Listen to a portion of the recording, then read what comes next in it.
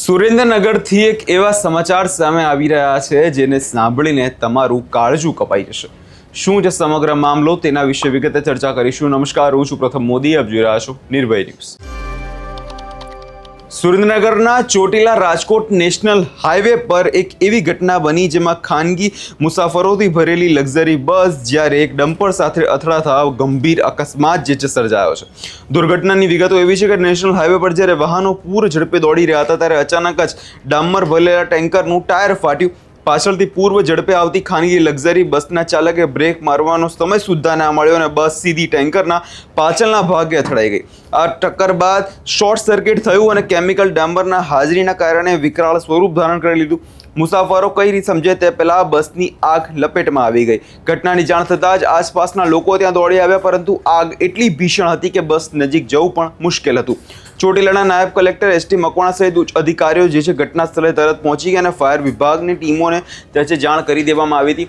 અત્યારે મળતી માહિતી અનુસાર અત્યારે 10થી વધુ લોકો ઘાયલ છે અને એમાં 4 લોકોનું આ મામલામાં મોત થઈ ગયું છે। સૌ પહેલાં તો એક ઘટનાના દ્રશ્યો પર નજર કરીએ, તે બાદ સાંભળીએ એસટી મકવાણાનું શું કહેવું છે અને પોલીસનું શું કહેવું છે।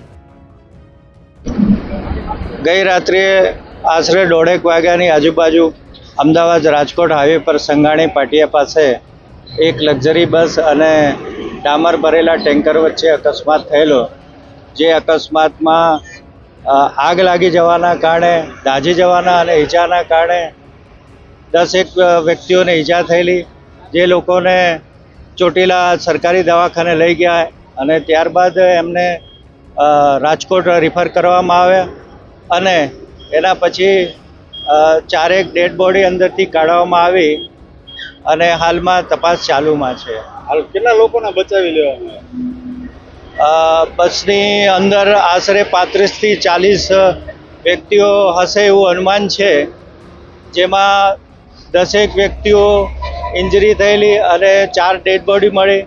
બાકીનાઓને બચાવી લેવામાં આવ્યા અને તેઓને રવાના કરી। આગ લાગવાનું કારણ અકસ્માત થવાના કારણે ટેન્કરની પાછળ અથડાવાના કારણે આગ લાગી ગઈ। આજે મોડી રાત્રે 1:30 વાગે ચોટીલા રાજકોટ હાઈવે ઉપર સાંગાણી જે ગામ આવેલું છે ત્યાં પાટિયાની નજીક એક ખાનગી ટ્રાવેલ્સ અને ડામર લઈ જતો ડમ્પર વચ્ચે અકસ્માત થયેલો છે અને આ અકસ્માતની અંદર 4 લોકોના મૃત્યુ થયેલા છે અને જે 4 લોકોને ચોટીલા રેફરલ હોસ્પિટલ ખાતે પોસ્ટમોર્ટમ માટે લઈ જવામાં આવેલ છે। સાથે સાથે નાની મોટી જે ઇન્જરી થયેલી છે તેવા પણ 10 લોકોની ઇન્જરી થયેલી છે। એ તમામને 108 દ્વારા રાજકોટ સિવિલ હોસ્પિટલ ખાતે ખસેડવામાં આવેલા છે અને તમામની સારવાર ચાલુ છે। બસ ક્યાંથી ક્યાં જતી હતી?